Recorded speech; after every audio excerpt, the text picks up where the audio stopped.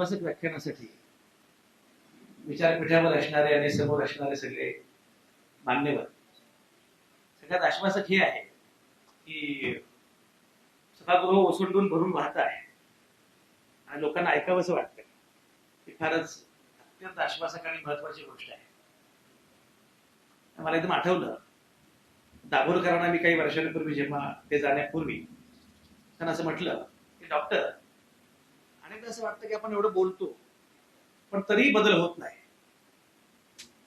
सगळीकडे अंधार आहे आणि हा अंधार काही कमी होत नाही असं वाटतं. ते अंधाराचं करायचं काय? तर डॉक्टर मला म्हटले होते, संजय, अडचण अशी आहे की अंधार आपलं मार्केटिंग फार करतो, पण प्रत्यक्षात अंधार काही तेवढा बलशाली नसतो. पण त्याच्या मार्केटिंगमुळे आपण घाबरतो आणि आपल्याला असं वाटतं की बापरे, अंधाराच्या विरोधामध्ये काही करणं आपल्याला शक्यच नाही. आपण शांतपणे फक्त एक पणती लावली की अंधाराची सेना आपोआप गारद होते आणि सैरा वैरा धावू लागते. अलीकडे पण अंधाराचं मार्केटिंग फार जोरात सुरू आहे. लोक सांगतात की अंधाराची एवढी उंची आहे, अंधाराची छाती 56 इंची आहे. पण प्रत्यक्षात मात्र जेव्हा आपण एक पणती लावतो तेव्हा तो अंधार किती घाबरतो, सैरा वैरा धावू लागतो. हे कळावं अशा प्रकारच्या अनेक गोष्टी मी अलीकडच्या काळात बघतोय. आणि मला सगळ्यात आनंद कुठला असेल तर अनिकेत घुले नावाचा आमचा फार छान तरुण मित्र, की जो छात्र भारती नावाच्या संघटनेचा राज्याचा अध्यक्ष आहे, की ज्या संघटनेत मी माझी बाराखडी सुरू केली, शिकलो, त्या संघटनेचा तो राज्याचा अध्यक्ष आहे. आणि अनिकेतला असं वाटलं की तुम्ही हे व्याख्यान दिलं पाहिजे. तरुण मुला मुलींनी प्रामुख्याने या व्याख्यानाचं आयोजन केलेलं आहे आणि मोठ्या संख्येनं तरुण मुलं मला दिसत आहेत या कार्यक्रमासाठी. काही बदल असेलच तर तो हा बदल आहे. अशा वेळी गांधी नेहरू, काय विषय त्याने दिला नेमका, गांधी नेहरू का नको असा विषय त्याने मला दिला. तर म्हणजे आज मला येणं फार अवघड होतं, पण आज आमचा एक कार्यक्रम होता पुण्यामध्ये. पण म्हटलं अनिकेत म्हणतोय, तरुण मुलं प्रामुख्याने असणार आहे, त्यामुळे म्हटलं मी येणारच. त्यामुळे कितीही दगदग झाली, कितीही त्रास झाला तरी मी येणार. आणि आज गांधी नेहरू का नको किंवा गांधी नेहरूंची एवढी भीती का वाटते? ते मगाशी उल्लेख झाला की गांधींच्या पुतळ्याला अद्यापही गोळ्या घालण्याचा प्रयत्न होतो. याचं कारण असं आहे की त्यांना असं वाटलं होतं की हा म्हातारा मरेल, पण तो काही गेलाच नाही. मला उलट पक्षी असं वाटतं की नथुराम गोडसेला उगाच फासावर दिलं. जो गुन्हा त्याला केलाच नाही त्याला का फासावर दिलं? कारण त्याने गांधींचा खून केला असं त्याला वाटलं, असं लोकांनाही वाटलं, पण गांधींचा खून काही झालाच नाही. उलट पक्षी काही झालं तरी गांधी मरता मरत नाही, गांधी आडवा येतो. आणि आडव्या येणाऱ्या गांधीचं काय करायचं हा प्रश्न अगदी गांधी हयात असताना पासून ते आतापर्यंत आहे. आणि नेहरूंचं काय करायचं? कारण नेहरू तर म्हणजे काय, नेहरू तर रोज संसदेमध्ये आडवे येतात, सगळीकडे आडवे येतात, बिचारे आहेत लोकांना कामच करू देत नाही. या नेहरूंचं काय करायचं असा प्रश्न पडणं अगदी स्वाभाविक आहे. पण एक लक्षात घ्या, जे गांधी नेहरू गेले त्या गांधी नेहरूंचा उल्लेख केल्याशिवाय यांचा एक दिवसही जात नाही.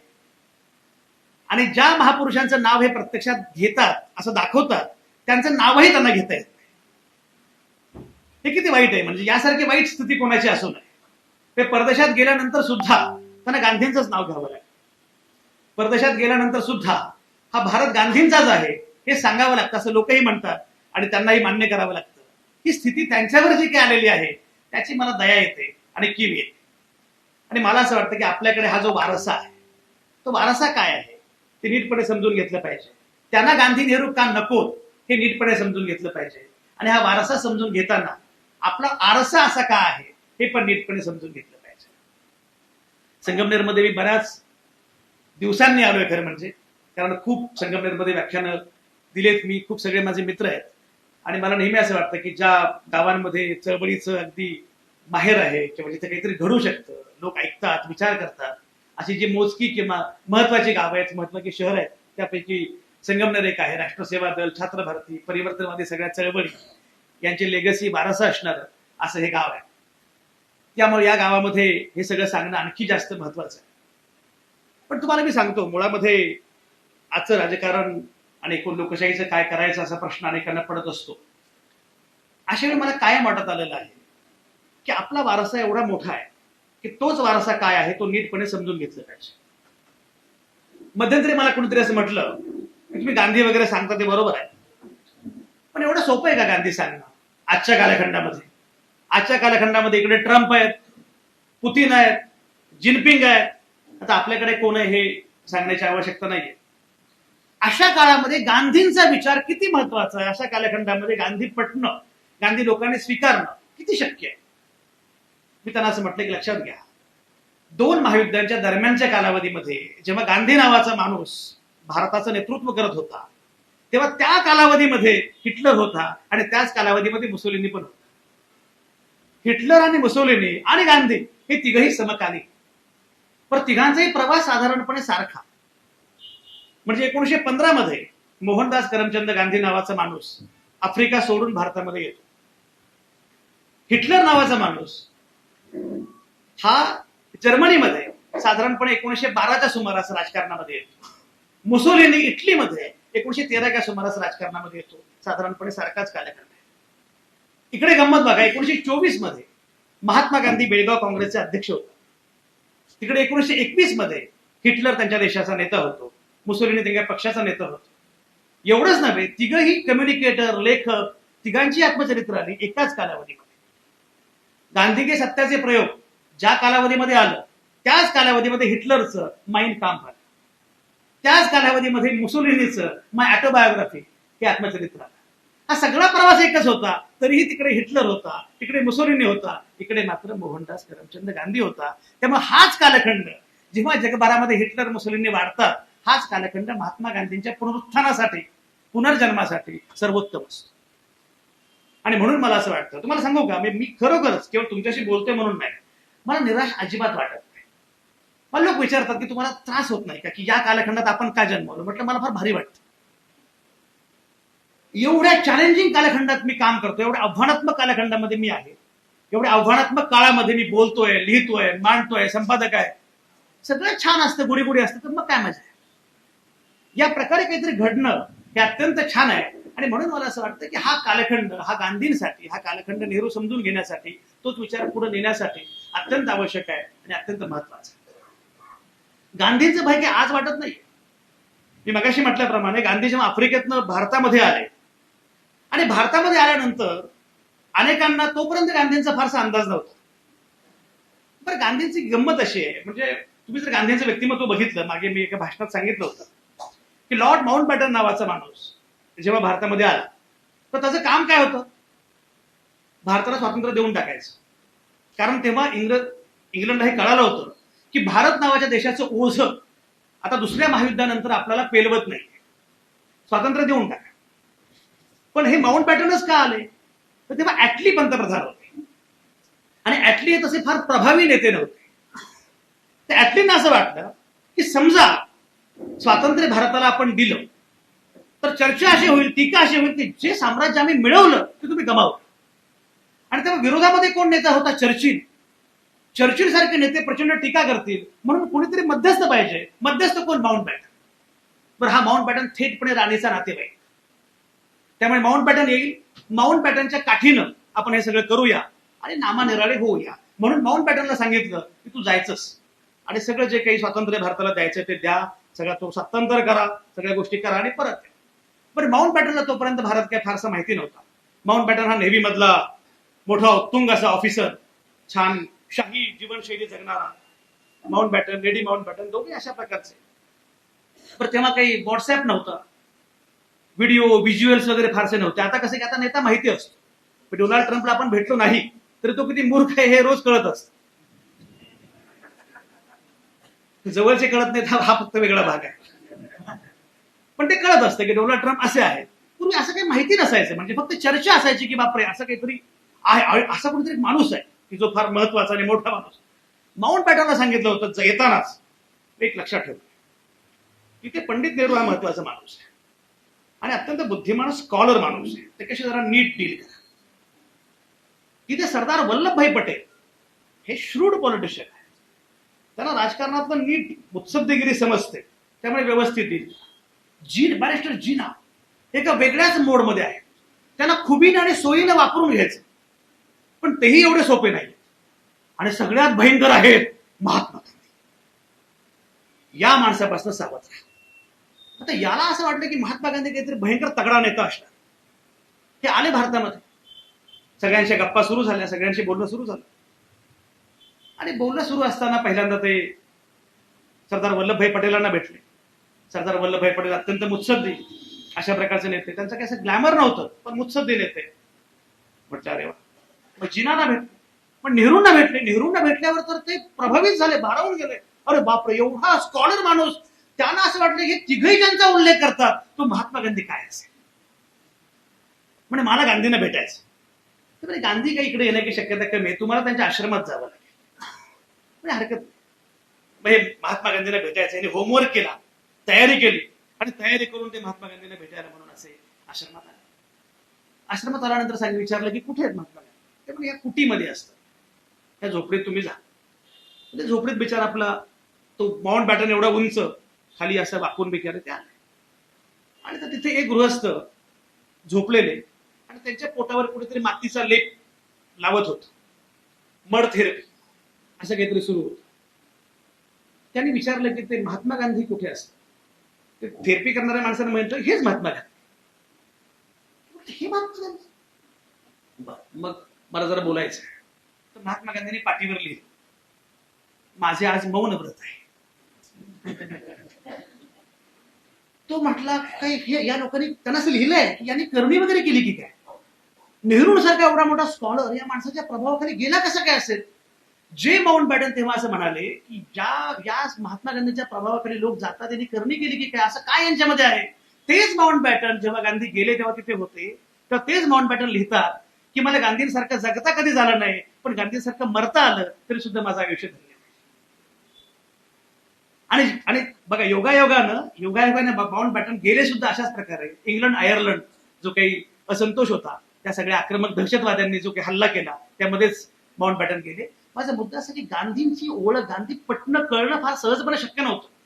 महात्मा गांधी, मला एक तुम्हाला मी सांगतो, मी आता तुम्ही सगळे निवडणुका नुकत्याच झाल्या, महापालिका निवडणुका झाल्या, जिल्हा परिषद निवडणुका झाल्या, म्हणजे अजूनही निवडणुका होत आहेत हेच मला फार छान वाटतं. मला महापालिका निवडणूक झाल्यावर एका अँकरनं विचारलं की तुम्हाला महापालिका निवडणुकीबद्दल काय वाटतं. निवडणूक होते म्हणून बरं वाटतं. 4 वर्ष होत नव्हती, काय केलं आम्ही, झाली. पण निकालाबद्दल काय वाटतं. म्हटलं काही नाही बाबा, अजून जर निवडणुका होत्या ती फार चांगली गोष्ट आहे. त्यामुळे मुद्दा असा की मी काय सांगत काय होतो,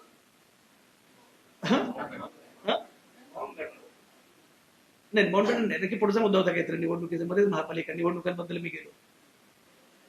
ही तुमची परीक्षा पण आहे.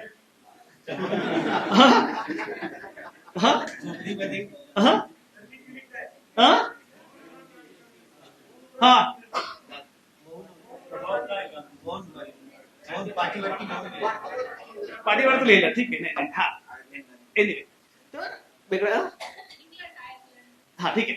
त्या संघर्षामध्ये ते गेले. माझा मुद्दा असा होता की निवडणुकांच्या अनुषंगाने मी वेगळं सांगत होतो.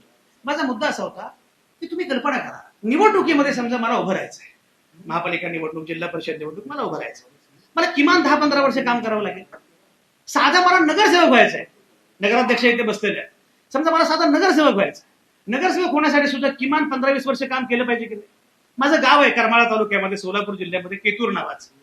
उद्या त्या गावामध्ये मी गेलो ग्रामपंचायत निवडणूक लढवण्यासाठी, मला लोक लढवू देणारच नाहीत. मी जेव्हा जातो गावामध्ये आणि फक्त विचारतो की बाकीचे गप्पा लोक मारतात मागेशी, की ते शरद पवारांचं कसं काय, अमुक कसं काय वगैरे. मी म्हटलं ना ग्रामपंचायत त्याच्याबद्दल कशाला बोलतो, शक्यतो त्या बंधात पडूच नको असं. तर समजा मी उद्या ठरवलं की माझ्या गावात जाऊन मला ग्रामपंचायत निवडणूक लढवायची आहे, तरी पण मला 4-5 वर्ष काम करावं लागेल की, आणि मग कदाचित मी पडेल किंवा निवडून येईल. मला कायम प्रश्न असा पडतो की मोहनदास करमचंद गांधी नावाचा माणूस 1915 मध्ये भारतामध्ये येतो, दक्षिण आफ्रिका सोडून, आणि 1918 मध्ये 3 वर्षात देशाचा सर्वोच्च नेता झालेला असतो. 3 वर्षांमध्ये असं कसं होऊ शकतं. पण तोही तेव्हाचा देश, भारत, पाकिस्तान, बांगलादेश, असा भयंकर मोठा देश, पण कम्युनिकेशनची कुठली माध्यमं नाहीत, कुठली साधनं नाहीत. 1915 मध्ये आलेले महात्मा गांधी 1918 मध्ये एवढे महत्वाचे होतात की 1918-1919 बॅरिस्टर जीनांचे ते प्रमुख विरोधक होतात. आणि टिळकांना आता गांधी युग सुरू झालंय की चाहूल लागते. 1920 मधल्या नागपूरच्या अधिवेशनामध्ये फक्त जीना त्यांचा उल्लेख मिस्टर गांधी करतात तेव्हा लोक उखडतात, मिस्टर गांधी काय म्हणतात 4 वर्षांमध्ये.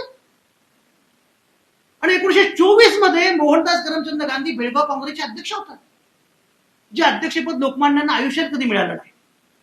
त्यांना मिळायला पाहिजे होतं या मताचा मी आहे, पण नाही मिळालं. त्यांनी 1905-06च्या अधिवेशनामध्ये प्रयत्न केले, 1916च्या अधिवेशनामध्ये प्रयत्न केले, सुरतचं अधिवेशन झालं त्यात त्यांनी पुण्यावरून पैलवान नेले होते. नशीब पुढचं अधिवेशन गुवाहाटीला झालं नाही. एवढं सगळं करूनही लोकमान्यांना ते पद मिळालं नाही. पण महात्मा गांधी मात्र काँग्रेसचे बेळगाव काँग्रेसचे अध्यक्ष झाले. असं काय आहे या माणसामध्ये? बरं, वरवर पाहता मी तुम्हाला म्हटल्याप्रमाणे वरवर पाहता पंडित नेहरूंसारखं ग्लॅमर असं नाही, बाबासाहेबांसारखे स्कॉलर किंवा काय असं व्यक्तिमत्व नाही. मोहनदास करमचंद गांधींमध्ये असं काय होतं की ज्यामुळे लोक प्रचंड वेडे होत होते? गांधीने असं गांधीने विचार तेव्हा बीबीसी नावाचं वृत्त हे होतं, तर बीबीसीने विचारलं त्यांना की तुम्ही काय, तुमच्यामध्ये असं वेगळं काय आहे की तुम्ही या प्रकारे लोक तुमच्याकडे आकृष्ट होतात आणि अवघा देश तुमचा ऐकतो, तुम्ही म्हणाल तर लोक ऐकतात. तर गांधी असं म्हटले होते, याचं कारण असं मी लोकांना काही सांगत नाही. लोकांकडे फार छान सामूहिक शहाणपण असतं. मी त्या सामूहिक शहाणपणालाच आवाहन करतो आणि लोक तेच करतात जे त्यांना करायचंय. फक्त त्यांना काय करायचंय याची जाणीव मी करून देतो. प्रसंग नेहमी सांगत असतो, मला त्या प्रसंगाचा माझ्यावर खूप परिणाम झालेला आहे. कृष्णा काठ नावाचं यशवंतराव चव्हाणांचं आत्मचरित्र आहे आणि त्या आत्मचरित्रामध्ये फार चांगला आणि अतिशय महत्वाचा प्रसंग आहे. तो प्रसंग असा आहे की यशवंतराव चव्हाण हे शाळेमध्ये विद्यार्थी असतात आणि स्वातंत्र्याच्या आंदोलनामध्ये यशवंतराव चव्हाण सहभागी होतात शाळेमध्ये असतात आणि तिरंगा वगैरे फडकवतात एका सरकारी कार्यालयात. तिरंगा फडकवल्यानंतर यशवंतरावांना धान असतात, यशवंतरावांना अटक होते. ही बातमी आईला कळते, यशवंतरावांच्या आईला कळते आणि आई रडायला लागते की अरे बापरे, माझे यशवंत अटक झाली. पण तिला 2 कन्सर्न असतात प्रामुख्यानं. पहिला कन्सर्न म्हणजे हुशार आहे यशवंतराव, त्याचं शिक्षण आता संपलं. आणि दुसरा कन्सर्न म्हणजे इंग्रज सरकारच्या विरोधामध्ये यानं आंदोलन केलं आणि थोरला मुलगा जो आहे त्याची नोकरी इंग्रज सरकारकडेच होती, तर त्याची नोकरी जाणार. आणि यशवंतरावांचे वडील नुकतेच गेलेले होते, तेव्हा आता आपल्या घराचं काही खरं नाही. माऊली रडू लागला. तेव्हा कोणीतरी येताना म्हणतं की मावशी काळजी करू नका, तुम्ही एक काम करा, तुम्ही जरा जा आणि फक्त तो जो अधिकारी आहे, सरकारी अधिकारी आहे, त्या सरकारी अधिकाऱ्याला माफी मागा आणि त्याला म्हणा की माझ्या पोराचं चुकलं, तू तुम्हाला त्याला सोडून दिलं यशवंतरावला, हे होणार म्हणजे. बघ, यशवंतरावांची आई येते, पण तिला आल्याला असं वाटतं की यशवंतरावांना पहिल्यांदा भेटलं पाहिजे. त्या अधिकाऱ्याकडे जाण्यापूर्वी माझा यशवंत तुरुंगामध्ये असेल, त्याने काही खाल्लं की नाही, जेवला की नाही, जरा बघूया. ती येते आणि यशवंतला म्हणते, यशवंता कशाला नाही ते उद्योग करतोस रे बाबा, आईच्या जीवाला घोर कारण नसताना जरा शांत राहायचं, असं काही करायचं नाही. यशवंतराव म्हटलं, अगं आई, मी काहीच केलं नाही, गांधींनी सांगितलं म्हणून केलं. ती निरक्षर बाई तत्काळ असं म्हणते, गांधींनी सांगितलं मग देवाचं काम केलं की मग काय चुकलं तुझं? जी म्हातारी त्या सरकारी अधिकाऱ्याकडे माफी मागायला जाणार होती, ती पदर खोचून उभी राहते आणि म्हणते माझ्या पोराने काही चूक केली नाही, मी अजिबात माफी मागणार नाही, त्याला तुरुंगात घातलं, मला पण तुरुंगात घाला, कारण त्याने गांधींचं काम केलं, त्याला देवाचं काम. माझ्या लक्षात असं आलं की गांधींना ही स्पेस नीटपणे कळालेली होती, गांधींना परंपरेची स्पेस कळालेली होती. आपल्या अनेक परिवर्तनवादी विचार प्रवाहांना परंपरेची स्पेस समजली नाही. गांधींना परंपरेची स्पेस समजल्यामुळे परंपरेची स्पेस वापरायची आणि परंपरेची स्पेस वापरून आधुनिकतेचं राजकारण, धर्मकारण कसं करायचं याचं भान गांधींना. ती मजा बघा, गांधी काय कायम सांगायचे, मी सनातन हिंदू आहे. तरीही त्यांचा खून त्याच लोकांनी केला जे स्वतःला हिंदुत्ववादी मानतात, कारण त्यांचा खून करणाऱ्यांना हे माहिती होतं की हे हिंदुत्व काही आपलं हिंदुत्व नाही. स्वतःला सनातन हिंदू म्हणताना सुद्धा हिंदुत्वाची त्यांची व्याख्या जी गांधींची होती ती अत्यंत वेगळी होती. तुम्हाला कल्पना आहे का, मुळामध्ये टिळक गेल्यानंतर जेव्हा गांधी युग सुरू झालं तेव्हा मजा बघा, 1924 मध्ये महात्मा गांधी बेळगाव काँग्रेसचे अध्यक्ष होतात आणि 1925 मध्ये राष्ट्रीय स्वयंसेवक संघ स्थापन होतो. हा योगायोग नाहीये, कारण तोपर्यंत वेगळ्या संघाची गरजच नव्हती, काँग्रेस होतीच. टिळकांची काँग्रेस ही आपलीच काँग्रेस आहे असा समज अनेकांचा होता. त्याच लोकांना लक्षात आलं की गांधींनंतर मात्र हे काँग्रेस आपली काँग्रेस नाहीये, ही काहीतरी वेगळी काँग्रेस आहे. टिळकांना ही सगळी मंडळी पुण्यातली टिळक महाराज म्हणायचे. म्हणजे पेशवाई गेली असेल पण आता आपलंच राज्य आलेलं आहे या प्रकारची खात्री होती. मजा बघा, म्हणजे 1920 मध्ये नागपूरला जेव्हा काँग्रेसचं अधिवेशन झालं तेव्हा टिळकांना काँग्रेसचं अध्यक्ष करायचं हे त्यांच्या सगळ्या लॉबीनं ठरवलेलं होतं. तर टिळक अध्यक्ष होते आणि तेव्हा त्या सगळ्या त्याचे सूत्रधार प्रामुख्याने कोण होते? मुंजे आणि हेडगेवार, कारण ते तेव्हा काँग्रेसमध्ये होते. पण टिळक गेले आणि त्यांचा काही ते इच्छा पूर्ण होऊ शकली नाही. टिळकांबद्दल बाकी अर्थाने अनेक गोष्टी बोलता येतील, पण सगळ्यात महत्वाचं म्हणजे टिळक युगातली काँग्रेस ही आपली काँग्रेस आहे आणि त्यानंतरची गांधींची काँग्रेस मात्र वेगळी आहे याचं भान यापैकी अनेकांना होतं. माझा मुद्दा असा आहे की गांधींचं भय तेव्हाच या लोकांना माहिती होतं की गांधींचं हिंदुत्व वेगळं आहे. गांधी परंपरेचे स्पेस वापरतात पण ते वेगळं आहे आणि म्हणून गांधींचं भय होतं. गांधी का नको त्याचं सगळ्यात महत्वाचं कारण हे आहे. आणि दुसरी वाईट गोष्ट अशी आहे, तरीही गांधींना जाहीरपणे विरोध करता येत नाही. गांधींना प्रातस्मरणीय म्हणावं लागतं. अधिकृतपणे गांधी प्रातस्मरणीय आणि कुसबुस कॅम्पेन मध्ये मात्र मजबुरी का नाम महात्मा गांधी. पण थेटपणे जाहीरपणे गांधींबद्दल ही भूमिका घेता येत नाही, कारण शेवटी हा देश गांधींचाच आहे हे सांगावं लागतं. मध्यंतरी एकदा सांगितलं होतं की माझं एक भाषण होतं परदेशामध्ये, बाहेरच्या विद्यापीठामध्ये. मी गेलो आणि माझा परिचय करून देताना, ज्या प्रमाणात अनिकेतनं माझा परिचय करून दिला, माझा परिचय करून देताना त्यांना बाकी काही माहिती नव्हतं, कारण माझी बरीच पुस्तकं आहेत ती सगळी मराठीत, पण त्यांना काही कळत नव्हतं. पण त्यांनी माझा परिचय करून देताना सांगितलं, हे संजय आवटे, हे भारतामधून आलेले आहेत आणि अशा भारतामधून आलेले आहेत ज्या भारतानं महात्मा गांधींना जन्म दिला. मला फार भारी वाटलं. मी परतलो आणि परतताना विमानात मी विचार करत होतो, हे खरंच आहे की मी त्या भारतातून आलो ज्या भारतानं महात्मा गांधींना जन्म दिला, पण मी त्याही भारतामधून आलेलो आहे ज्या भारतानं महात्मा गांधींचा खून केला. हा कुठला भारत आहे? गांधींना जन्म देणारा पण भारत आहे आणि गांधींचा खून करणारा पण भारत आहे. आपण कुठल्या भारताचे आहोत हा सवाल आज अत्यंत महत्वाचा झालेला असताना गांधींबद्दल पुन्हा या प्रकारे गांधी समजून घेणं अत्यंत महत्वाचं आहे. मजा बघा, गांधींच्या परंपरेच्या अधिष्ठानावर नेहरू उभे होते. नेहरू अत्यंत आधुनिक.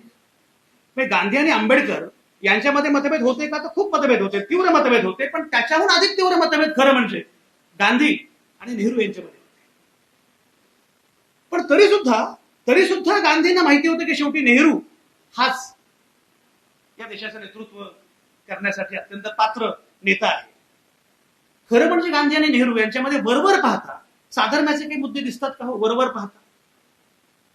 गांधींचे कपडे, नेहरू. गांधी हे अत्यंत देशी पद्धतीचे आहे आणि नेहरू म्हणजे ती मजा सांगतो, लॉर्ड माउंटबॅटन जेव्हा चालले भारत सोडून, तो त्यांचा निरोप समारंभ, सेंड ऑफ कार्यक्रम आयोजित केला होता. त्या सेंड ऑफ कार्यक्रमामध्ये माउंटबॅटनचं भाषण झालं आणि माउंटबॅटन असं म्हणाले, so gentleman, I am the last Englishman to rule India. I am the last Englishman to rule India. Nehru खाली बसले होते.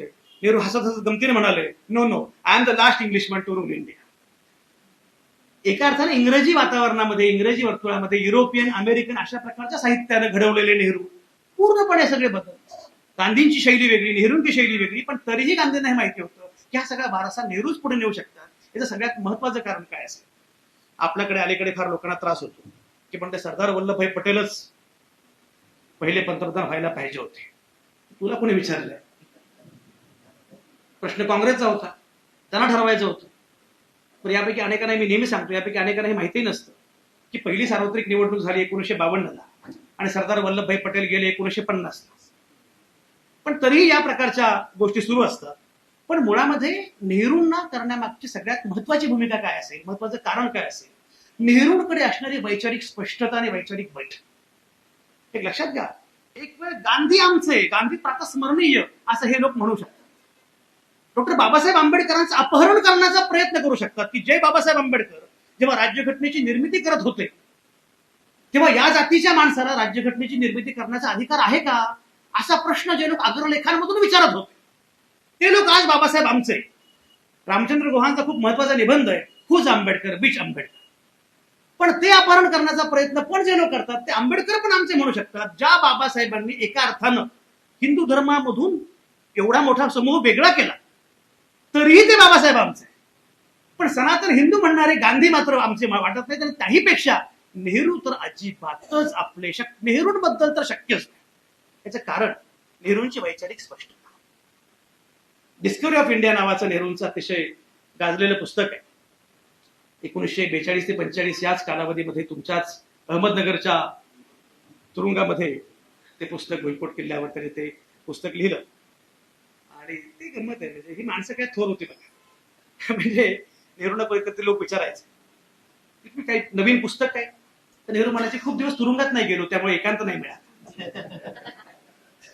आणि हे पण मुद्दाम सांगितलं पाहिजे की नेहरू 10 वर्ष तुरुंगात होते.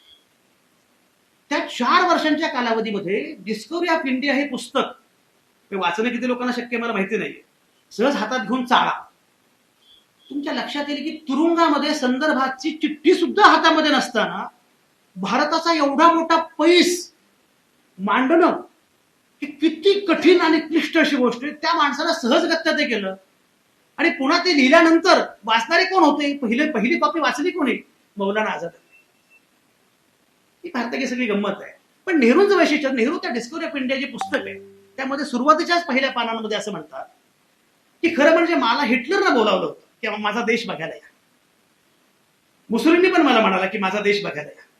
आणि त्या दोघांचंही म्हणणं असं होतं की बघा ना देश आमचा, तुम्ही की आम्ही येऊन आमचं कौतुक करा असं मी थोडंच म्हणतोय, फक्त या बघा, जर्मनी बघा, इटली बघा, आमचं काय मॉडेल आहे ते बघा आणि मग त्याच्याबद्दल बोला.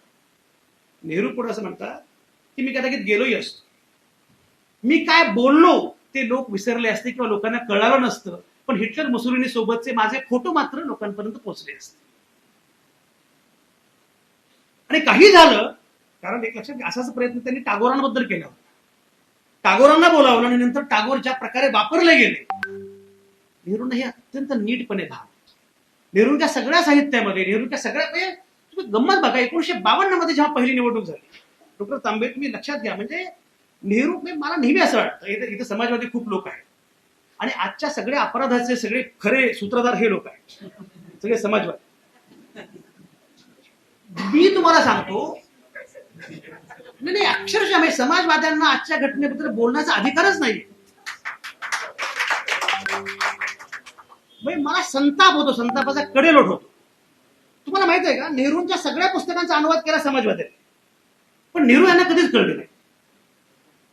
डिस्कवरी ऑफ इंडियाचा अनुवाद केला साने गुरुजी, मग ऑटोबायोग्राफीचा अनुवाद केला नाग गोऱ्यांनी. पण नेहरूंचं हे जे होतं की नाही, 1952 मध्ये जेव्हा पहिली निवडणूक झाली, काँग्रेस सत्तेमध्ये आली, भरपूर जागा मिळाल्या, सगळं छान चाललं होतं. नेहरू वॉज डिसअपॉइंटेड, नेहरू अस्वस्थ होते. तर लोकांना भेटायला गेले की ते जल्लोष कधी नाही बॉस, असं का तुम्ही. नेहरू म्हटलं नाही, तुम्ही बघितलं का, धर्मांध शक्तीनं 6% मतं मिळालेली. जर पहिल्या सार्वत्रिक निवडणुकीमध्ये या लोकांना 6% मते मिळू शकतात, तर कदाचित उद्या ही विचारधारा ही या देशाची मुख्य विचारधारा होण्याची शक्यता नाकारता येत नाही. 1952च्या निवडणुकीमध्ये.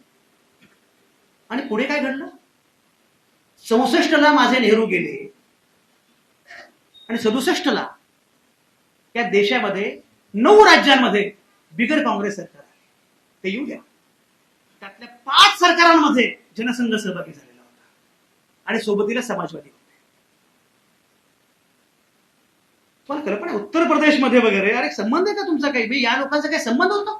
राम मनोहर लोहियांसारखा अत्यंत महत्वाचा माणूस, पिछडे पावे 100 में 60 अशी मांडणी करणारा, ज्या राम मनोहर लोहियांनी तेव्हा खऱ्या अर्थाने मंडल आयोगाची बीज रोवली आणि सगळ्या मागासवर्गीयांना, या सगळ्या लोकांना आपले हक्क, न्याय्य हक्क मिळाले पाहिजेत, अशा प्रकारची भूमिका ज्या राम मनोहर लोहियांनी मांडली, त्याच राम मनोहर लोहियांच्या पक्षासोबत जनसंघाच्या आघाड्या झाल्या आणि हे लोक सरकारमध्ये सहभागी झाले.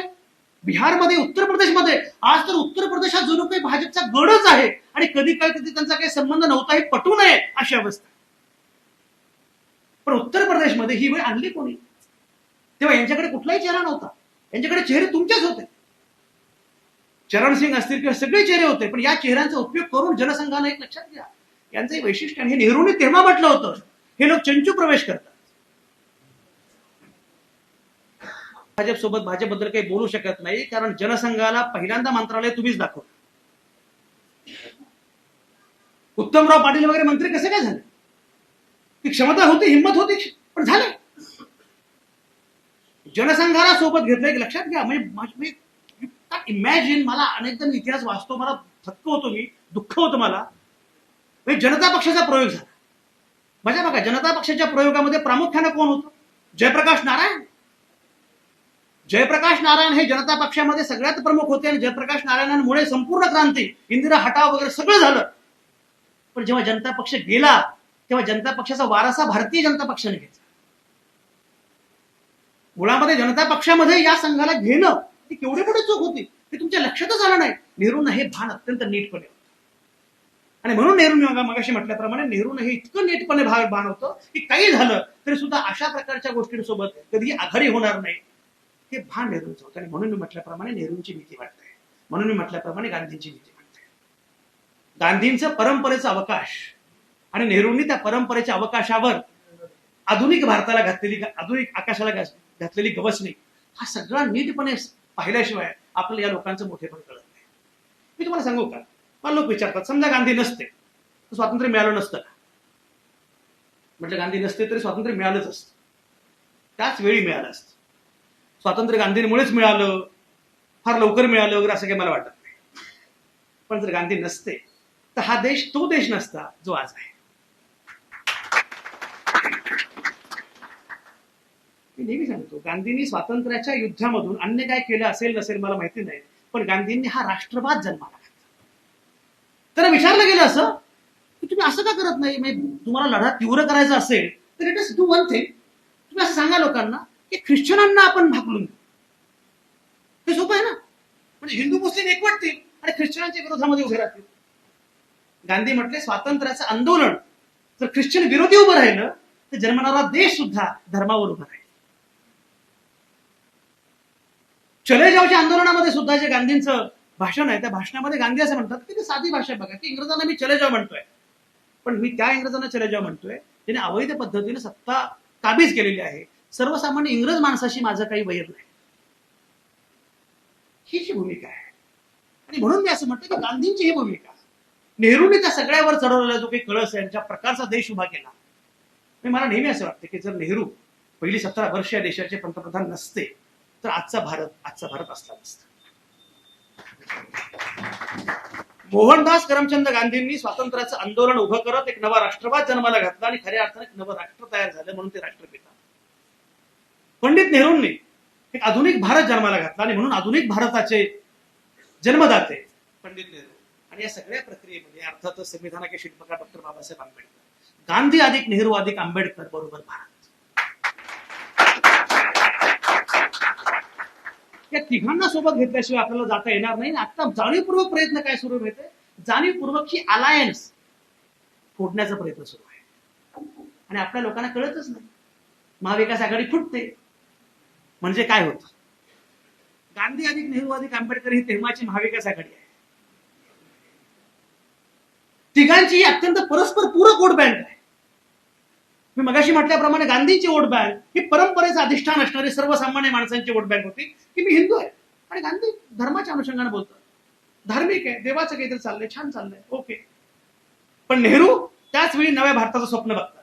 आणि या सगळ्याच्या दरम्यान जो एक शोषित वंचित समुदाय आहे की ज्याला असं वाटलं पाहिजे की यस मला पण या सगळ्यामध्ये अवकाश मिळाला पाहिजे, ते डॉक्टर बाबासाहेब आंबेडकर. आणि म्हणून मी असं म्हटलं की या तिघांनी मिळून जो भारत जन्माला घातला, तुम्हाला कल्पना आहे का? मी अनेकांना हे माहिती नसतं, पण खरं म्हणजे जे बाबासाहेब आंबेडकरांना संविधान सभेमध्ये त्यांनी यावं अशी कल्पना पुढे आली, ती कल्पना मुळात महात्मा गांधींची. नेहरूंनी ती कल्पना स्वीकारली. उद्दिष्टांचा ठराव जेव्हा नेहरूंनी सादर केला, त्या ठरावावर बाबासाहेबांनी जे अप्रतिम अमोघ असं भाषण केलं आणि त्या भाषणानंतर सगळ्यांची खात्री पटली की संविधान सभेमध्ये बाबासाहेब असलेच पाहिजे. बाबासाहेबांचं भाषण आणि तेव्हा नेहरू असं एका ठिकाणी लिहितात की मला असं वाटतं की कदाचित संसदेमध्ये माझ्यासोबत बाकी कुणी असेल नसेल, पण डॉक्टर आंबेडकर माझ्यासोबत आहे, तर माझी मूल्य त्यांना समजलेली आहे. या तिघांनी एकत्रितपणे ज्या भारताची उभारणी करण्याचा प्रयत्न केला. मी नेहमी सांगत असतो की गांधी विरुद्ध आंबेडकर होते का, होतेच, याच्यामध्ये काही शंकाच नाही. पण आपल्याला अडचणच मुळात हे ना की गांधीवाद्यांना आंबेडकर कळत नाही आणि आंबेडकरवाद्यांना गांधी म्हटलं की तिळपापड होतो. किती शोभला असता भीम नोटेवर टाय अन कोटावर. मी म्हटलं अरे भीम नोटेवर शोभलाच असता, याच्यामध्ये काही शंका नाही, पण आज जो नोटेवर आहे तो शोभनीय नाही, एवढं तुम्हाला कळालं पाहिजे. पण जाणीवपूर्वक गांधी विरुद्ध आंबेडकर अशा विरोधातल्या लढाया ते उभ्या करतात, आपल्याला खरं वाटतं. या तिघांनी मिळून एक एक नक्कीच गोष्ट आहे की तिघांच्या गोष्टींमध्ये, तिघांच्या अनेक मुद्द्यांमध्ये मतभेद होते, पण तिघेही भारताच्या मूल्यात्मक गोष्टींविषयी मात्र त्यांचं एकमत होतं. भारत कुठल्या पायावर उभा राहायला पाहिजे याविषयी एकमत होतं. आणि म्हणून हिंदू कोड बिलाच्या मुद्द्यावर जेव्हा बाबासाहेबांनी राजीनामा दिला केंद्रीय मंत्रिपदाचा, तर बाबासाहेबांनी पत्र लिहिलं नेहरूंना की मी का राजीनामा देतोय. तर नेहरूंनी पण उत्तर दिलं. नेहरूंनी सांगितलं, एक लक्षात घ्या, 1952 ला पहिली सार्वत्रिक निवडणूक होते आहे, हे 1950-51 साल आहे. आता कदाचित हा प्रस्ताव राष्ट्रपतींकडे गेला आणि तो फेटाळला गेला, तर राष्ट्रपती कोण आहेत हे नेहरूंना माहिती होतं, त्यांची वैचारिक भूमिका काय आहे हेही नेहरूंना माहिती होतं. ते परत आलं तर कदाचित सार्वत्रिक निवडणुकीच्या तोंडावर याच मुद्द्यावर निवडणूक लढवली जाईल आणि विरोधक आपल्याला घेरते. आणि मग हिंदू कोड बिलाच्या मुद्द्यावर आंबेडकरांनी राजीनामा दिला हे खरं आहे, पण त्यानंतर नेहरूंनी हिंदू कोड बिल टप्प्याटप्प्याने मंजूर करून घेतलं. आणि म्हणून मी असं म्हटलं की ह्या सगळ्यामधला जो दुवा आहे, ह्या तिघांना मिळून ज्या प्रकारचा देश उभा करायचा होता, तुम्ही कल्पना करा. आजही मी हे नेहमी सांगत असतो, काही गोष्टी मुद्दाम पुन्हा सांगतो, आजही परदेशातल्या अनेकांना हा प्रश्न पडतो, आश्चर्य वाटतं की हा एवढा मोठा देश, एवढे धर्म, एवढे पंथ, एवढ्या जाती, एवढ्या भाषा, तरी हा देश झेपवतोय कसा. मी नेहमी सांगत असतो की कुछ बात है हस्ती मिटती नहीं हमारे, आणि ही बात मन की बात नाही है, ही बात गांधी की बात है, नेहरू की बात है, बाबासाहेब आंबेडकर की बात है, संविधान की बात है. तुम्ही कल्पना करा, म्हणजे विन्स्टन चर्चिल नावाचा माणूस की जो इंग्लंडचा पंतप्रधान होता, जो नोबेल लॉरेट लेखक, चर्चिल असे म्हणतात 1940 मध्ये, तांबे साहेब 1940 मध्ये चर्चिलचं भाषण आहे. चर्चिल असं म्हणतात की भारत हा देशच नाहीये, भारत ही भौगोलिक अभिव्यक्ती आहे, जिओग्राफिकल एक्सप्रेशन. ज्याप्रमाणे अक्षवृत्त असतं, विषववृत्त असतं, रेखावृत्त असतं, असतं पण दिसत नाही, फक्त परीक्षेमध्ये येऊन त्रास देत. तसं भारत नावाचं प्रकरण आहे. भारत ही भौगोलिक अभिव्यक्ती आहे, हा देश नाही. एवढं भयंकर वैविध्य असणारा हा देश म्हणून उभाच राहू शकत नाही, अशी मांडणी चर्चिल करत होते. पण तोच देश दिमाखात झेपावला आणि उलट પછી चर्चिलचा देश मात्र दुभंगला. हे सामर्थ्य काय, हे ताकद काय, की या राष्ट्र उभारणीमधलं ताकद आहे, सामर्थ्य आहे, हे लक्षात घेतलं पाहिजे. या सगळ्या कुठल्याही धर्माच्या पायावर देश उभा राहणार नाही. कारण जेव्हा संविधान सभेमध्ये चर्चा सुरू होती, एक महत्वाचा मुद्दा पुढे आलेला होता, तो असा की आता त्यांचं झालं ना पाकिस्तान, आता आपला हिंदुस्थान. पण तेव्हा सगळ्यांनी एकत्रितपणे हे फेटाळलं, नाकारलं की नाही, हे साधी गोष्ट आहे. जेव्हा संविधान झालं, तयार झालं, तर संविधान अर्पण कोणाला करायचं असा मुद्दा पुढे आला. थोरात साहेब तुम्ही अध्यक्ष आहात, आणि अध्यक्ष आपला असला की सरकार आपलं असतं. पण तुम्हाला मी एक सांगतो, जेव्हा संविधान लिहून पूर्ण झालं तेव्हा ते संविधान अर्पण कोणाला करायचं असा मुद्दा पुढे आला. कोणाला अर्पण करायचं? काही लोक म्हटले गांधींना अर्पण करूया, काही लोक म्हटले देवाला अर्पण करूया, आणि कल्पना पुढे आल्या. सगळ्यांनी कल्पना फेटाळली की गांधींच्याच काय, कोणाच्याही चरणी आम्ही आमची राज्यघटना अर्पण करणार नाही. म्हणून भारताची राज्यघटना ही जगातली एकमेव राज्यघटना आहे जी असं म्हणते, आम्ही भारताचे लोक, आम्हीच आमच्या प्रती ही राज्यघटना अर्पण करतो. हे जे भारताचं वैशिष्ट्य आहे की हा देश सर्वसामान्य माणसांचा असला पाहिजे. हा देश, या देशाचा केंद्रबिंदू सर्वसामान्य माणूस असला पाहिजे. मी कायम सांगत आलेलो आहे, हा देश कुठल्या मोदींचा नाही, हा देश कुठल्या राहुल गांधींचा पण नाही, हा देश कुठल्या उद्धव ठाकरेंचा नाही, देवेंद्र फडणवीसांचा नाही, हा देश कुठल्या शरद पवारांचा नाही, हा देश कुठल्या एकनाथ शिंदेचा नाही, हा देश तुमचा आणि माझा आहे. हा देश सर्वसामान्य. डॉक्टर आयेशा सिद्दीका नावाच्या प्रख्यात विचारवंत, त्यांचे military in corporate in Pakistan नावाचं खूप गाजलेलं पुस्तक आहे. 2006 मध्ये ते पुस्तक आलं, आणि तेव्हा मी लोकसत्तामध्ये सहसंपादक होतो. प्रकाश बाळ नावाचे प्रख्यात पत्रकार आहेत, आणि प्रकाश बाळाने कुमार केतकरांना असं म्हटलं की कुमार, हे पुस्तक संजयनं भाषांतरित करावं अशी माझी इच्छा आहे. तोपर्यंत मी पुस्तक लिहिलेलंच नव्हतं. 2008 मधली 7 मधली गोष्ट आहे. ते पुस्तक माझ्याकडे आलं. ते पुस्तक असं होतं की पाकिस्तानमध्ये लष्करानं लोकशाहीचं अपहरण कसं केलेलं आहे अशी मांडणी करणारं ते पुस्तक. त्या पुस्तकाचं भाषांतर मी सुरू केलं, आणि आयेशा सिद्दीकांशी मी बोललो. 2008 ची गोष्ट आहे, तेव्हा काही व्हॉट्सअप वगैरे नव्हतं. व्हॉट्सअप नव्हतं असं पण काळ होता, म्हणजे आता पटतच नाही म्हणजे. तर त्यांना मी मेल केला आणि मेलवर मी त्यांना म्हटलं की मला काही शंका आहे. त्यांनी मला उत्तर पाठवलं आणि त्याच्यामध्ये त्यांनी सांगितलं की संजय, हा स्कॉलरली एसे आहे, हा थेसिस आहे.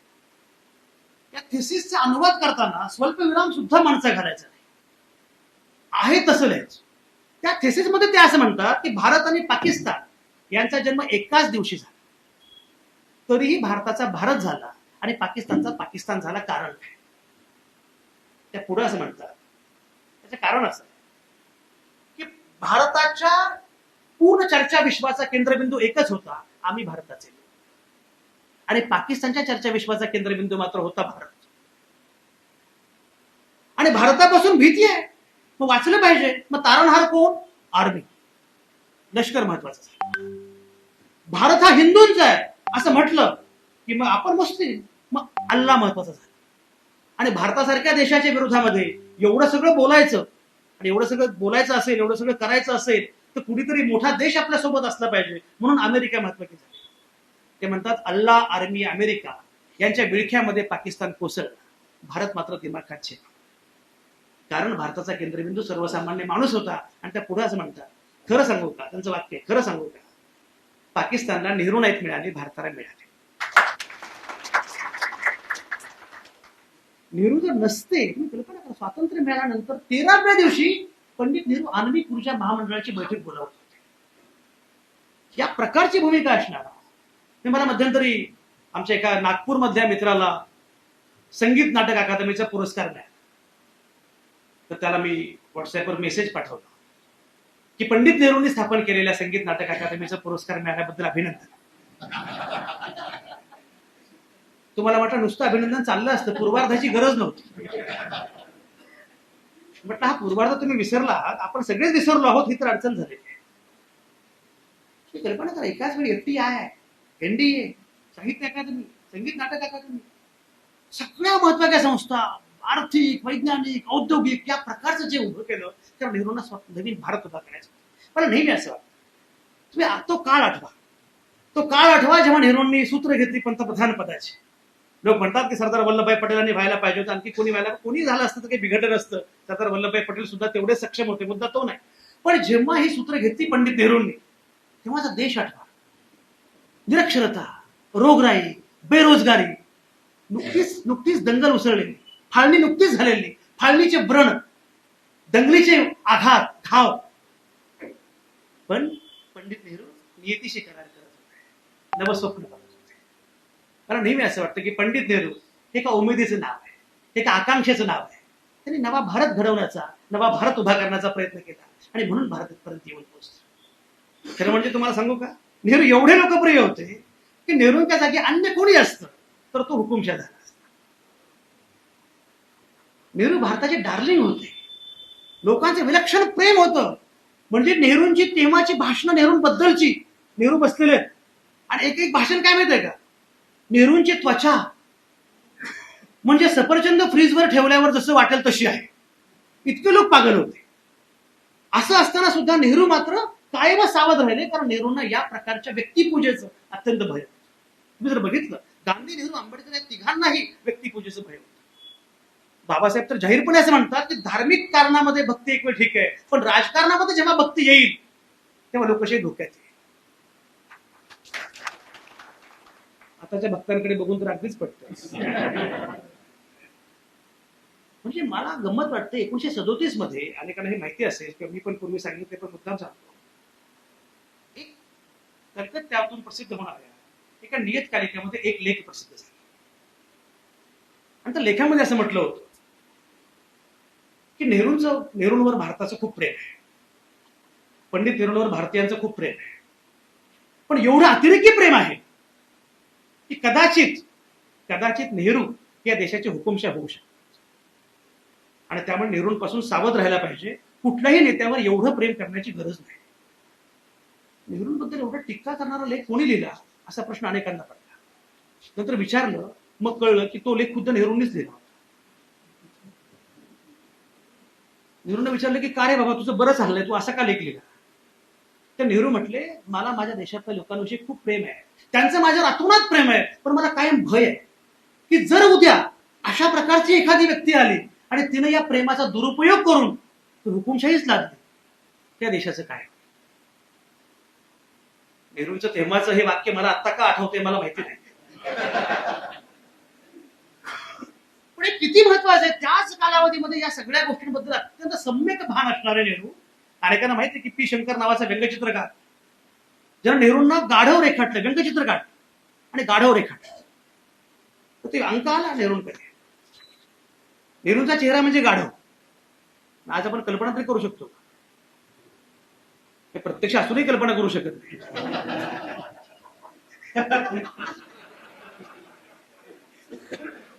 मी काही बोललेलो नाही बरं का, उगाच मला त्या गलगोटी विद्यापीठात पाठवाल. तर ते नेहरूंनी बघितलं. नेहरू म्हटले पीएला, शंकरला फोन. त्याला वाटलं आता काही खरं नाही. शंकरला फोन, नेहरूने फोन घेतला. म्हणजे शंकर, त्या गाढवासोबत कॉफी प्यायला तुम्हाला आवडेल? किती महत्वाची गोष्ट आहे. आणि म्हणून बाबासाहेब म्हणू शकले संविधान सभेमध्ये संविधान सादर करताना, तुम्ही एखादा मुद्दा मांडला, हिरालाल पगडाल, तुम्ही एखादा मुद्दा मांडला आणि तुमचा मुद्दा मला पटला नाही, तर तुमचा मुद्दा खोडून काढण्यासाठी मी माझी बुद्धी पणाला लागेल, पण मला न पटणारा मुद्दा सुद्धा तुम्हाला मांडता यावा यासाठी जीवाची बाजी. तुका म्हणे हो या स्वतःशी संवाद, आपणाची वाद आपणाशी. ही खंडन मंडनाची परंपरा हे भारताचं वैशिष्ट्य आहे. तुम्हाला तुमचा मुद्दा मांडता आला पाहिजे, तुम्हाला खंडन मंडन करता आलं पाहिजे. आणि म्हणून विरोधकांची स्पेस, विरोधाची स्पेस ही नेहरूंनी कायम ठेवली. तुम्हाला बोलता आलं पाहिजे, तुम्हाला मांडता आलं पाहिजे. बाबासाहेब त्याच भाषणामध्ये त्यांचं आणखी एक वाक्य आहे. बाबासाहेब असं म्हणतात, राज्यघटना शेवटी कायदे, कायदे मंडळ, कार्यकारी मंडळ, न्याय मंडळ असे अवयव देईल, पण त्या राज्यघटनेमध्ये प्राण फुंकतील आम्ही भारताचे. सर्वसामान्य माणूस केंद्रबिंदू आहे. आता अलीकडच्या कालावधीमध्ये सरदार वल्लभभाई पटेल आमचे, पटेल आमचे, कसं पटेल? तो आत्ताचा पटेल तुमच्याकडे आहे तेवढा बघा, त्याला काय करायचं ते करू द्या. पण या पटेलांना, भाजपचे एक नेते मला भेटले, म्हटले आवटे साहेब, येत्या काही वर्षांमध्ये तुम्ही जे काँग्रेस म्हणता ना, राष्ट्रवादी अमुक सगळे नेते आमच्याकडे असतात. त्याला म्हटलं एकच विनंती माझी, मी सगळे नेते भाजपमध्ये घ्या, पण जिवंत नेते घ्या. सरदार पटेल वगैरे गेलेले नेते घेऊन, लोकमान्य असोत की सरदार वल्लभभाई पटेल असोत, सगळे ज्या प्रकारचे, मी तुम्हाला म्हटल्याप्रमाणे ज्या प्रकारचं नॅरेटिव्ह तयार करण्याचा प्रयत्न केला जातो आणि याच्याशिवाय दुसरं काही होऊ शकत नाही, ही जी मांडणी केली जाते. पण मी तरी तुम्हाला सांगतो, मला नेहमी असं वाटतं, कोणी काही म्हणू, वाईट खूप झालंय, काय आणखी होणार आहे वगैरे, आय डोंट नो, ते होणारच आहे. पण तरी पण मी तुम्हाला सांगतो, काँग्रेसचा पराभव झाल्यामुळे आणि गेल्या 10 वर्षांमध्ये जे काही घडलेलं आहे त्याच्यामध्ये एक अत्यंत महत्वाचा भाग असा आहे की त्याच्यानंतर लोकांना संविधानाचं महत्व समजायला सुरुवात झाली. तोपर्यंत आपण संविधान गृहीत धरलं होतं, तोपर्यंत आपण गांधी, नेहरू, आंबेडकर गृहीत धरले होते. काँग्रेसच्या नेत्यांना सुद्धा गांधी फक्त नोटेवरचीच माहिती होती. 2014 पूर्वी गांधी सुद्धा नोटेवरचेच फक्त माहिती होते. 2014 नंतर कळायला लागलं आहे गांधी नावाचे कोणीतरी आहे ना. म्हणजे 14 नंतर ते म्हणायला लागले की आवटेसाहेब भाषण करायला वगैरे येणार का आमच्याकडे. मला आठवतं माझं भाषण झालं, काँग्रेसचे नेते मला म्हटले माझं भाषण झाल्यानंतर, आवटेसाहेब आम्हाला कसं कळलं नाही, तुम्ही आमचेच आहात. म्हटलं सत्तेमध्ये असताना तुम्हाला काहीच कळत नाही.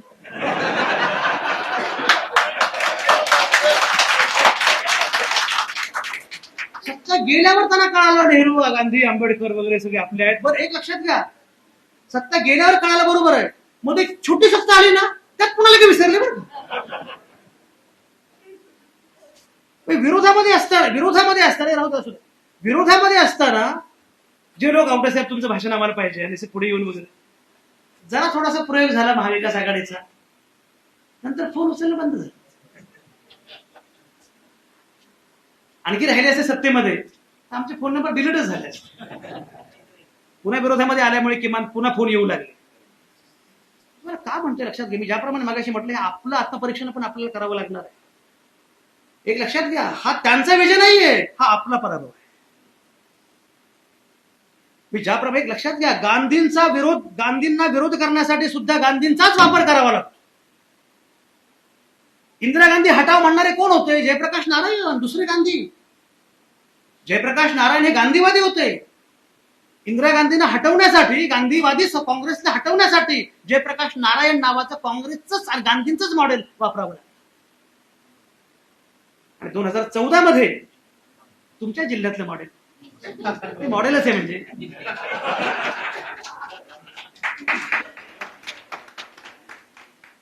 त्या बिचाराला अजूनही कळत नाही की आपण नक्की काय केलं. ते सकाळी उठतात, सतरंगी झटकतात, शांतपणे बसतात. काय झालं देशामध्ये? डॉक्टर मनमोहन सिंग सारखा अतिशय महत्वाचा स्कॉलर, म्हणजे कल्पना करा, श्रीलंकेमध्ये जेव्हा अराजक झालं दरम्यानच्या काळामध्ये, तेव्हा श्रीलंकेच्या एका अत्यंत महत्वाच्या अभ्यासकांना असं लिहिलं होतं की श्रीलंकेमध्ये हे घडलं कारण ज्या काळात तुम्हाला मनमोहन सिंग मिळाले त्या काळात आम्हाला ते मिळाले नाहीत, म्हणून आमची ही अवस्था झाली. ज्या अराजकातून भारताला बाहेर काढलं आणि ज्या प्रकारचं सगळं नेतृत्व केलं ते मनमोहन सिंग. आणि ते म्हटले होते की history will be kinder to me. वर्तमानाबद्दल मला माहिती नाही, पण इतिहास मात्र माझ्याबद्दल दयाळू असेल आणि अत्यंत माझ्याबद्दल न्याय करेल. पण मनमोहन सिंगांना पंक्चर करणं सोपं नव्हतं. हिरालाल मनमोहन सिंग कुठे, सोपं नव्हतं. मग काय करायचं? मग हा चेहरा पुढे तो पटला लोकांना. टोप्या सगळ्या आल्या, मै भी अण्णा तुम भी अण्णा. अण्णा वेडे झाले जेव्हा हेमामालिनी म्हटली मै भी अण्णा.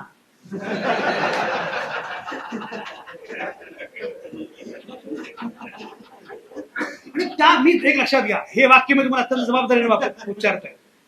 ज्यांनी अण्णा हजारेंच्या तेव्हाच्या आंदोलनामध्ये अण्णा हजारेंची बाजू घेतली आणि अण्णा हजारेंच्या सोबत राहून या प्रकारच्या अराजकाला देशाला तोंड द्यावं लागलं, तेच लोक आज जेव्हा या सरकारच्या विरोधामध्ये बोलण्याची भूमिका घेतात तेव्हा त्यांच्याकडे संशयाने बघितलं पाहिजे. तुम्हाला आणि ते कळतच नाही. एक लक्षात घ्या, म्हणजे मला त्यांच्या एका नेत्याने खूप छान सांगितलं होतं, म्हणजे आमच्याकडे जेवढे असतात त्याहून जास्त लोक हे अन्यत्र काम करत असतात आमच्यासाठी.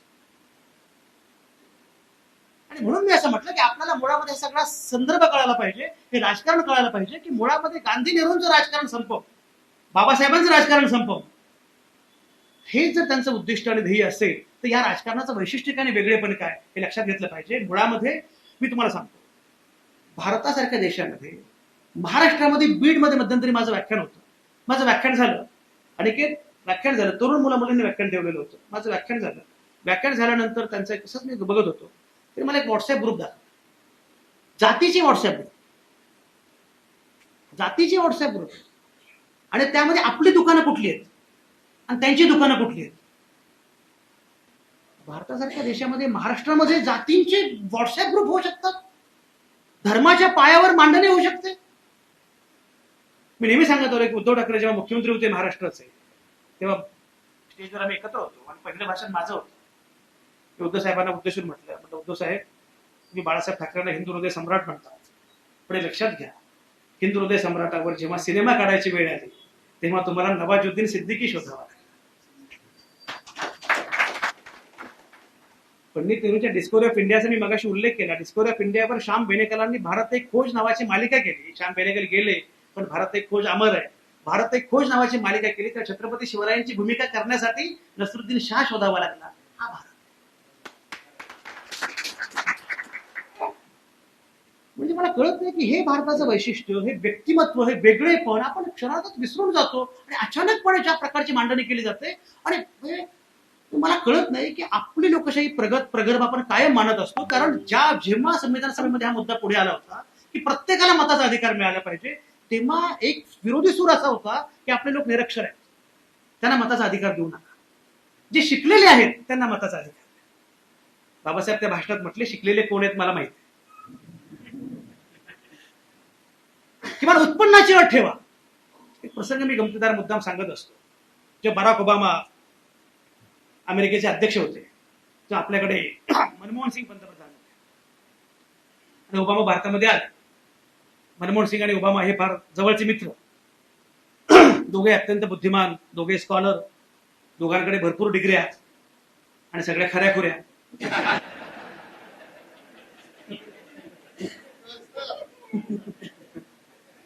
निरागसतेची काही किंमतच नाही. मी निरागसपणे बोलतोय, लोक हसतात, मला माहित आहे.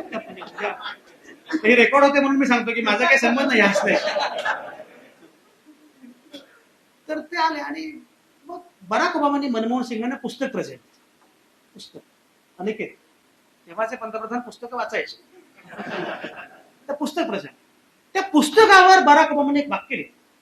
ते वाक्य असं होतं, from the oldest democracy to the largest democracy. जगातल्या सगळ्यात प्राचीन लोकशाहीकडून जगातल्या सगळ्यात महाकाय लोकशाहीला सप्रे. तेव्हा तिथे कॉम्रेड सीताराम येचुरी उभे होते. कम्युनिस्टांचं एक वैशिष्ट्य, एक वेळ करणार काही नाही पण लक्ष सगळीकडे असतं.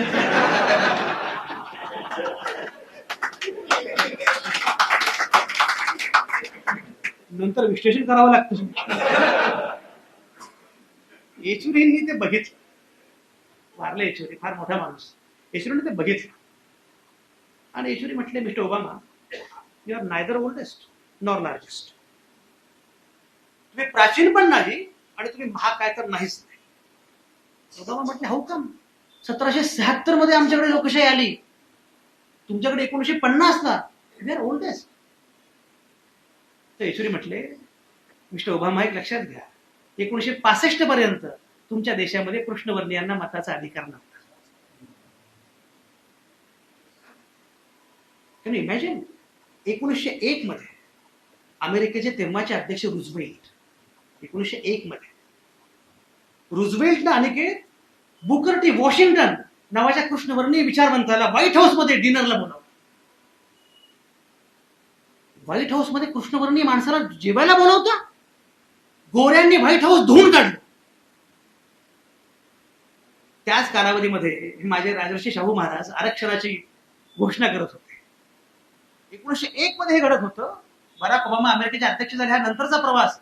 पण 1965 पर्यंत कृष्णवर्णीयांना अमेरिकेमध्ये मताचा अधिकार नव्हता. 1928 ते महिला आहेत, कमी संख्येनं आहेत, वाढल्या पाहिजेत, तर म्हणजे संख्या वाढली पाहिजे. निवडणुकीत फार प्रभावी असतात, इथे काही येत नाहीत, घडत नाही. निवडणुकीत सगळा गोंधळ याच घालतात. मी सांगत असतो, दुर्गा मॅडम, तुम्हाला मी सांगतोय, सगळा गोंधळ तुम्हीच घालता. आता हा गोंधळ निस्तरायचा पण तुम्हालाच. तुमच्या अकाउंटमध्ये काय आलं हे बघाच, पण तुमच्या पोरांच्या अकाउंटमध्ये काही उरलंय का, नातवंडांच्या अकाउंटमध्ये काही उरलंय का, हे पण बघावं लागतं. 1928 पर्यंत अमेरिकेमध्ये महिलांना मताचा अधिकार नव्हता. कल्पना आहे, जेव्हा मताच्या अधिकारासाठी इंग्लंडमध्ये महिलांनी आंदोलन केलं, इंग्लंडमध्ये 1928 आंदोलन केलं, तेव्हा त्याने जिवंत जाळल्या गेला, रणगाडे घातले गेले, तुरुंगात घातलं गेलं. 1928 पर्यंत मताचा अधिकार मिळाला नाही. तुम्हाला मजा सांगतो, एक संदर्भ असा आहे, तो काही फार शास्त्रशुद्ध आहे की नाही मला माहिती नाही, पण मी एका ठिकाणी वाचला, तो खरा असण्याची शक्यता जास्त आहे. 1927 मध्ये इंग्लंडमध्ये आंदोलन झालं. ते आंदोलन काय होतं माहिती आहे? मताचा अधिकार आम्हाला दिला पाहिजे, महिलांचं आंदोलन होतं. आणि त्यांच्या हातामध्ये पोस्टर कोणाचं होतं? अहिल्याबाई होळकरांचं. आणि त्यात त्यांनी असं म्हटलं होतं की 200-250 वर्षांपूर्वी जर एक महिला भारतामध्ये राज्य करू शकते तर आम्हाला मताचा अधिकार मिळू शकत नाही. अहिल्यादेवी होळकरांवरून आठवलं आपण किती भयंकर लोक आहोत, त्याचे तुम्हाला गंमत सांगतो. मध्यंतरी माझं एक भाषण होतं, भारताची कल्पना वगैरे काहीतरी भाषण होतं. बोलता बोलता मी आपला असाच बोलून गेलो, पण तुम्ही बाहुबली सिनेमा बघितलाय? बाहुबलीच्या निर्मात्यांनी, बाहुबलीच्या दिग्दर्शकांनी जर अहिल्यादेवी होळकरांचं चरित्र वाचलं असतं तर त्यांनी बाहुबलीवर सिनेमा केला नसता, त्यांनी अहिल्यादेवी होळकरांवर सिनेमा केला असता. कारण बाहुबलीची देवसेना नवरा मेल्यावर मुलगा मोठा व्हावा म्हणून 25 वर्ष वाट बघत बसते. आमची देवसेना मात्र सासरा मेला, नवरा मेला, पोरगा मेला, कुणाची वाट बघत नाही, 30 वर्ष घोड्यावर मान ठोकते आणि राज्य करते. टाळ्या ठीक आहे. माझं भाषण झाल्यानंतर मला एकाने मिठी मारली. अलीकडे मिठीची भीती वाटते.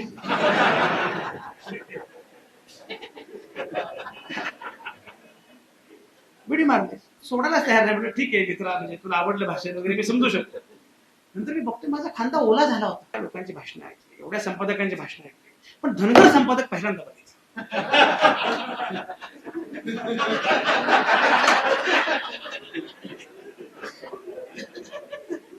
धनगर संपादक पहिल्यांदा बघितलं, म्हटलं मी धनगर असतो का वाटलं, म्हणजे माझी हरकत नाही, असतो तरी मला काहीच फरक पडला नसता. पण राहिलं ते होळकरांबद्दल काय बोललात म्हटलं, मग आपलं असल्याशिवाय कोणी एवढ्या पोट तिडकीने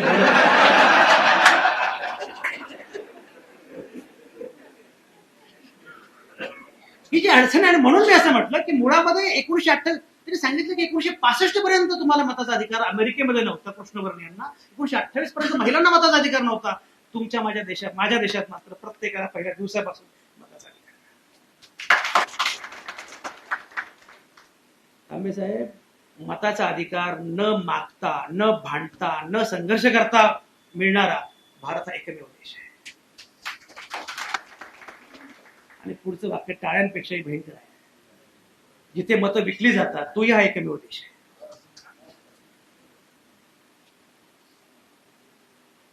जे गांधी, नेहरू, आंबेडकरांचं नाव घेतात त्यांनी मतं विकायची नाही, आणि जे मतं विकतात त्यांनी पुन्हा गांधी, नेहरू, आंबेडकरांचं आयुष्यात नाव घ्यायचं.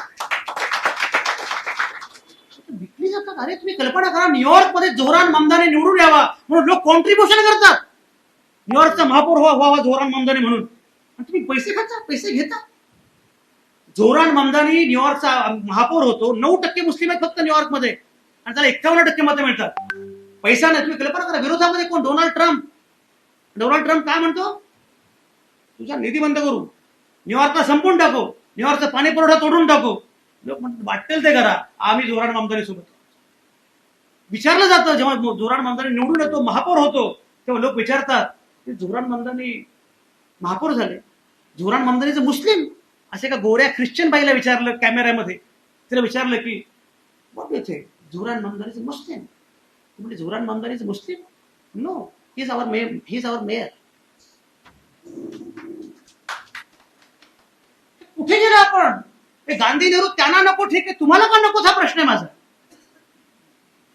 या देशाचं असं का झालं? लंडनला मी मध्यंतरी गेलो होतो ना, मला प्रश्न पडला की अरे आपल्या देशाचं असं का झालं? लंडनमध्ये थेम्स नावाची नदी झुळझुळू वाहते. आमच्या मुळामुठा पवना इंद्रायणी, तुकारामाची गाथा आत्ता इंद्रायणीमध्ये बुडवली असती तर लगेच सापडली असती. पाणीच नाहीये. मध्यंतरी इंग्लंडमधला एक गोरा आमचा एक मित्र माझ्याकडे आला, आणि मला वाटलं, मला जरा पॉलिटिकल काही निवडणुका सुरू होत्या, जुनी गोष्ट आहे, लोकसभा निवडणुकीच्या पण, त्यामुळे मला जरा पॉलिटिकल कॅम्पेन तुमचे काहीतरी बघायचे.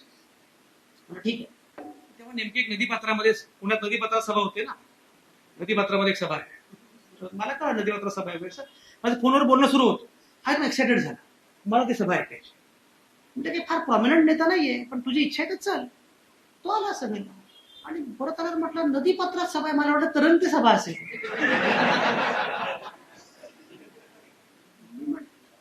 नदीपात्रात तुम्ही सभा घेता, नदीपात्र कुठे गेलं? आपला विकास आहे. लंडनमध्ये मी जेव्हा गेलो तेव्हा मी विचारलं की थेम्स एवढी झुळझुळ का वाहते. तिथल्या एशियन स्टडीज सेंटरचे प्राध्यापक होते, त्यांना आपला देश सगळा नीटपणे माहिती होता, पण इथं थेम्स झुळझुळू वाहते, पण इथे थेम्सला कोणी आई म्हणत नाही. तुम्ही थेम्स नदीला आई माता, अरे पण त्याची अवस्था काय आहे? मी एका ठिकाणी गेलो, तिथे अशी हॉटेलमध्ये मिल डील असतात, बऱ्यापैकी तुम्ही लोक गेले असाल, मिल डील असते किंवा सँडविच प्लस थम्सअप काय 8 पाऊंड, अमुक 9 पाऊंड, 12 पाऊंड असं काहीतरी असतं. तिथे पोलीस ऑफिसर आला, एकदम असं मस्त, मला पोलीस ऑफिसर रांगेत उभा राहिला, ऑनलाईन पैसे दिले, आणि तो तिथे खायला. मी त्याला विचारलं की तुम्ही काय करता, तर मला लक्षात की तो तिथला IPS आहे. तुम्ही IPS आता रांगेत उभे राहता? म्हणजे आमच्याकडे PI सुद्धा रांगेत उभा राहत नाही, मुळात पैसेच देत नाही. तो म्हटला PIS काय, इथे PM जरी आला तर असाच रांगेत उभा. तर इथे सर्वसामान्य माणूस महत्वाचा आहे. सर्वसामान्य माणूस महत्वाचा आहे असं आपली राज्यघटना म्हणते, पण व्हॉट इज इन प्रॅक्टिस, प्रत्यक्षात काय आहे याचा विचार केला पाहिजे. आणि म्हणून मला असं वाटतं की गांधी, नेहरू, आंबेडकरांचा हा देश नक्की काय आहे, हा देश समजून घेण्याचा प्रयत्न करायचा असेल तर आपल्याला हा वारसा पण समजून घेतला पाहिजे. आणि एक महत्वाचा मुद्दा मला सांगायचा आहे, गांधींबद्दल अनेकांचे खूप आक्षेप. लोकांना गांधी कळालेलेच नाही. म्हणजे मी माझ्या आईवडिलांसोबत लगेरो मुन्ना भाई सिनेमा बघायला गेलो, तर माझे आईवडील शिक्षक, त्यांना ते आवडलं नाही की गांधीची थट्टा वगैरे काय. या लोकांना गांधी म्हणजे असा, त्यांना माहिती नाही की गांधींचा सेन्स ऑफ ह्युमर किती भारी होता. अधिकृत गोष्ट आहे, ऑफिशियल डॉक्युमेंटेड घटना तुम्हाला मी सांगतो. आणि कारण हे अलीकडचे मला गांधींबद्दल गांधीवाद्यांची जास्त भीती वाटते. म्हणजे गांधींचं नुकसान गांधीवाद्यांनी जेवढं केलेलं आहे सगळ्याच अनुयायांनी केले मुळात. पण तुम्हाला एक गंमत सांग, गांधींना कायम अशा भेटी यायच्या, काही ना काहीतरी भेटी यायच्या. पण मी म्हटल्याप्रमाणे तेव्हा लोकांना गांधी कोणाच्या माहिती नसायचं. कोणीतरी फार महत्वाचा नेता, गांधी स्वातंत्र्य लढ्याचा महत्वाचा नेता, भेटी यायच्या. कोणी पेंटिंग पाठवतंय, कोणी आणखी काय पाठवतंय, कोणी तमुक पाठवतंय, काहीतरी भेटी यायच्या. एका दिवशी ती भेट आली, त्या भेटीमध्ये एक स्कॉचची बाटली होती. आता फ्रान्स मधून कोणीतरी पाठवली, त्यांना काय स्कॉच वगैरे गांधी काही माहित नव्हतं. स्कॉचची बाटली पाठवली आणि सोबत काही ग्लास होते. पण तेव्हा बोटीनं सगळं साहित्य यायचं. ते स्कॉचची बाटली होती, पण बाकी ग्लास वगैरे फुटलेले सगळं होतं. मग प्रार्थनेला सगळे बसायचे आणि काय काय आता भेटी आलेल्या आहेत त्या सगळ्या भेटी एकत्र करायच्या आणि कुठल्या तरी आश्रमाला द्यायच्या. नथुराम गोडसेने अशाच एका ठिकाणी चप्पल भिरकावून मारली होती. तो प्रसंग मुद्दाम सांगतो. चप्पल भिरकावून मारली होती. गांधी म्हटले ती चप्पल कुठे? ती घेतली, ती विकली. गांधी म्हणजे पैसे घ्यायला भयंकर माणूस होता. ती विकली आणि त्या चप्पल विकून जे पैसे आले ते हरिजन संघाला दिले. गोडसे म्हटलं माझ्या चप्पलीचे पैसे हरिजन संघाला दिले, मला चप्पल परत द्या. तसं ते आलं आणि ते सगळं आल्यानंतर मग ते पात्र ठेवलं सगळं. मग त्यांनी विचारलं काय ते काय बाजूला काय ठेवलं? ते काही नाही काही नाही. गांधी म्हणजे मी सगळे इंग्लंडमध्ये शिकलोय, मला सगळ्या गोष्टी माहितीच आहेत ना. पण त्यांनी ते बघितलं म्हणजे काय तरी काही नाही, स्कॉचची बाटली आहे. मग काय करणार म्हणे? म्हटलं फेकणार होते. कशाला फेकणार म्हणे? जवाहरला होईल.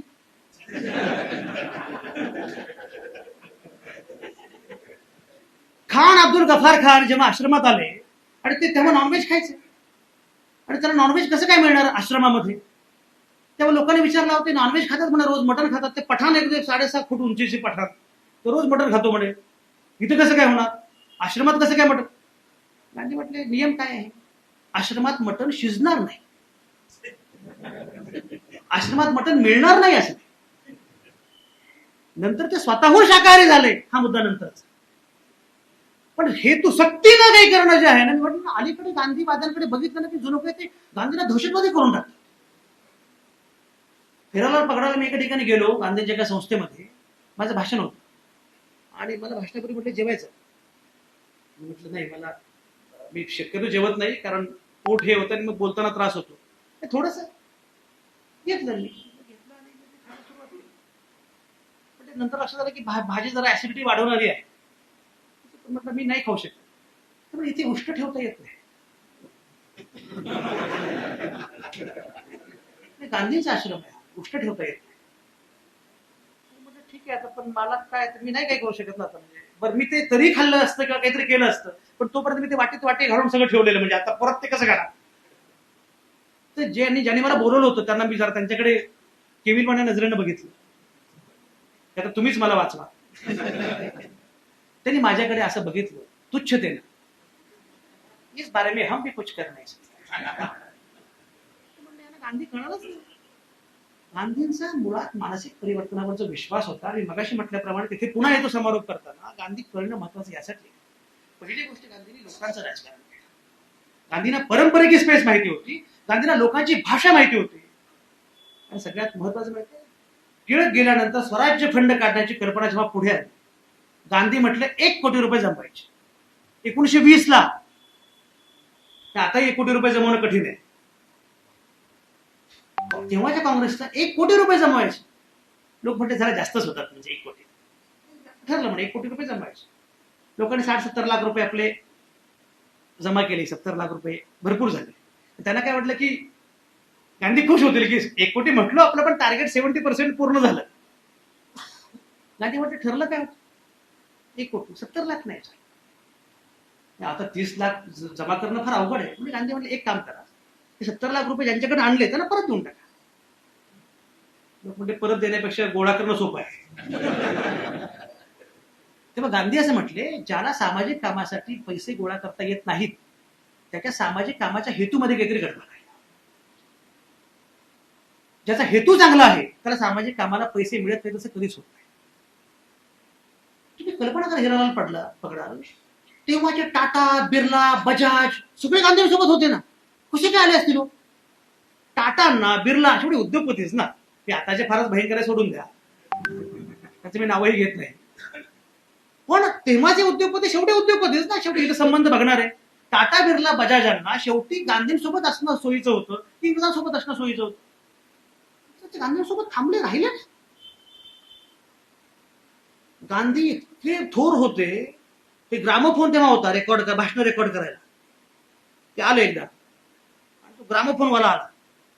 हे काय तुमचं भाषण रेकॉर्ड करा. ठीक आहे, माझं भाषण रेकॉर्ड करा, पण मला मानधन किती द्यायला? त्याला हा प्रश्न एकदमच असा आश्चर्यकारक होता. मानधन त्याला सांगितलं काहीतरी एवढे आणे पडले. ठीक आहे म्हणजे तेवढे द्या. तेवढे घेतले आणि एका आश्रमाला देऊन टाकले. आपल्याच पैसे उभे करता आले पाहिजे, काम उभं. मी मागे एक प्रसंग सांगितला होता. मनसर जवळ म्हाळुंगे पडवळ नावाचं गाव आहे, बाबू फेलूचं. तुमच्या अनेकांना माहिती असेल. माझं मनसरमध्ये व्याख्यान होतं. माझं व्याख्यान झालं आणि व्याख्यान झालं ते शिक्षिका मला भेटायला आले की सर तुमचं भाषण खूप छान झालं वगैरे. आणि त्यांना तुम्ही कुठलं गाव कुठलं तुमचं? म्हणजे म्हाळुंगे पडवळ. म्हणजे म्हाळुंगे पडवळ म्हणजे बाबू फेलूचं गाव. तर हो म्हणजे इथून किती लांब आहे? म्हणजे पलीकडे. म्हटलं मी येतो म्हटलं बाबू फेलूचं गाव. मी बाबू फेलूचं गाव बघायला गेलो. तिथे बाबू फेलूचं सगळं स्मारक, अमुक त्याचं घर वगैरे सगळं बघ. तिथे एक गोष्ट मी बघितली, मला फार धक्का बसला. आणि तेच गांधींचं वेगळेपण आणि मोठेपण आहे. बाबू फेलू नावाचा माणूस जो गांधीवादी होता, तो कोण होता? त्यानं काय केलं? आपण अनेकांनी शिकलोय इतिहासामध्ये. काय केलं त्यानं? परदेशी कपड्यांचा ट्रक अडवला. तो काय ट्रक थांबला नाही, गेला. बाबू गतप्राण झाला. तिथे असं लिहिलं होतं त्याच्यावर अंत्यसंस्कार जेव्हा केले गेले तेव्हा कोण कोण होतं? टाटा होते, बिर्ला होते, बजाज होते. गेला हमाल आणि टाटा, बिर्ला, बजाज आले. हे गांधींचं वेगळे पण होतं. गांधींसोबत हमाल पण होते आणि टाटा, बिर्ला, बजाज पण. गांधींच्या राजकारणाचं हे मॉडेल समजून घेणं अत्यंत महत्वाचं आहे. आणि हे मॉडेल तुम्हाला सांगू का, एक महत्वाचा मुद्दा समारोपाच्या वेळी सांगतो मी. हे जरा वादग्रस्त विधान वाटू शकतं, पण तुम्हाला मी सांगतो, आजचे राजकारणी जे करतायत त्यांनी गांधींचंच मॉडेलचं भ्रष्ट नक्कल केलेलं आहे. भ्रष्ट नक्कल केलेलं आहे. धर्माचं मॉडेल भ्रष्ट नक्कल केलेलं आहे. आणि याच्या उलट आपण मात्र गांधींच्या मॉडेलपासून पूर्णपणे दूर गेलेलो आहोत. गांधींचं मॉडेल जे आहे ते आपल्याला नीटपणे कळालं पाहिजे. परंपरेची स्पेस म्हणजे काय? आपण परंपरेचा अवकाश गमावला. तांबे साहेब अलीकडच्या कालावधीमध्ये, म्हणजे मला आठवतं मी साम टीव्हीला संपादक होतो आणि तेव्हा आषाढी एकादशी आणि तेव्हा अनिसाच्या लोकांनी आषाढी एकादशीमध्ये वारीमध्ये चालायचं ठरवलं. आमची पण एक दिंडी असेल. अनिसाचे लोक दिंडीमध्ये जाणार. राष्ट्रसेवा दलाची पण आता आपले सगळी मंडळी असतात पुरोगामी. तर मी त्या आषाढी वारीवर एक कार्यक्रम घेतला. किंवा मुक्ता दाभोळकर पण त्याला होती आणि अनिसाच्या हिंदुत्ववादी एक कार्यकर्ते आपले हजर होते. ते म्हटले मुक्ता दाभोळकरांना, मुक्ता दाभोळकर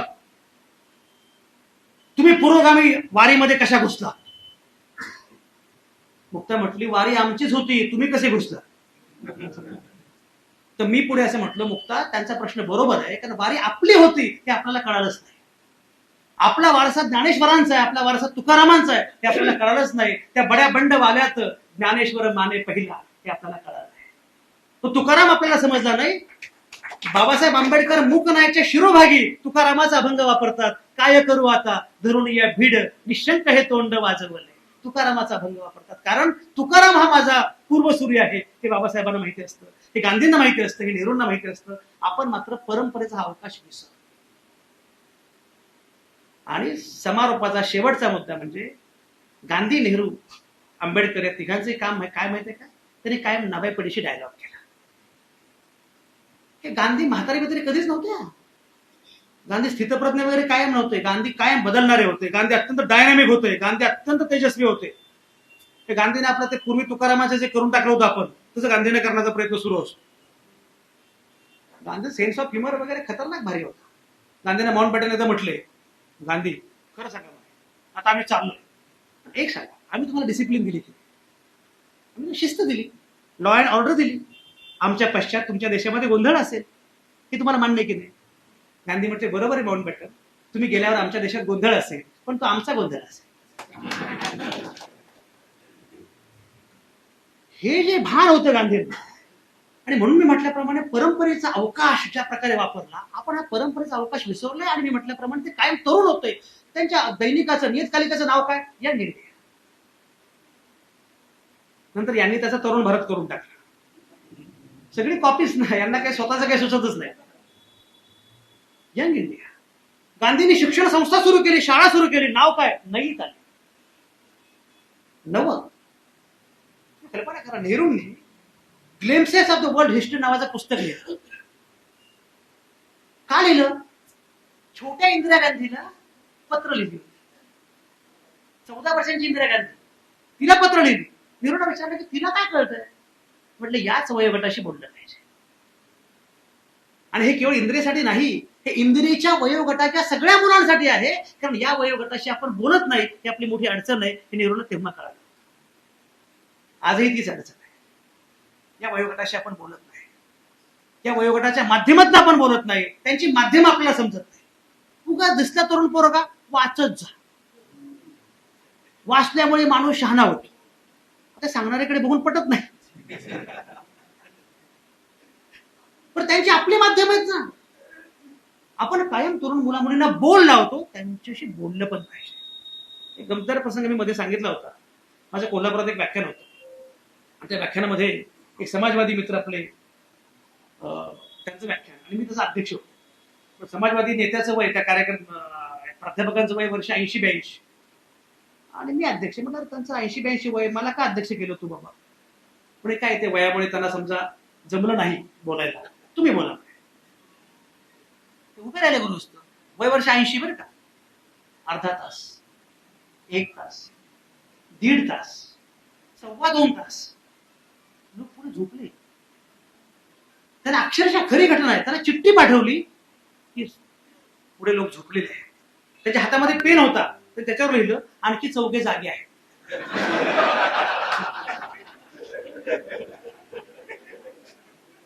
आणि मला सांगितलं पुन्हा त्यांचं भाषण झाल्यावर, आता संजय आवटे आपण हवा तेवढा वेळ अध्यक्ष म्हटलं बेड्या बेड्या काय लोक झोपले, त्यांना काही. मी उभा राहिलो आणि मी म्हटलं परिवर्तनवादी चळवळीनं आता मी सूत्र देतो. तेवढं सूत्र देणार म्हटलं, माझं अध्यक्ष भाषण संपवणार. ते सूत्र असं, 100 वजा तुमचं वय, तेवढेच मिनिटं बोलायचं. तुमचं वय 80 असेल 20 मिनिटं बोला, तुमचं वय 20 असेल 80 मिनिटं.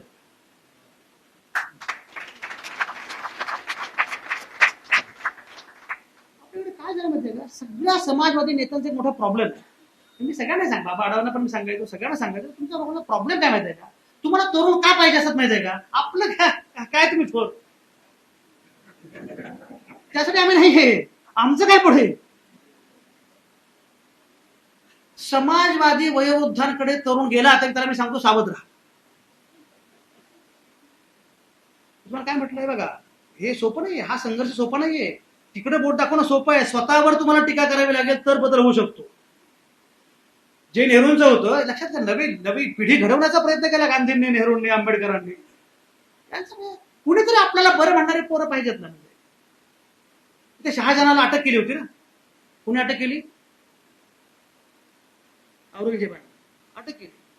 अटक केल्यावर शहाजहानला विचारलं की तू फार दुःखी दिसतो म्हणे, तुला काहीतरी प्रॉब्लेम आहे म्हणे. मला बाकी काही नको म्हणे, माझी एकच इच्छा आहे म्हणे. काय म्हणजे? शाळा कॉलेजच्या वयातली, तेव्हा शाळा कॉलेज वगैरे असा शब्दच नसेल, पण त्या वयातली एक 10-12 पोरं जरा रोज पाठवत जाते.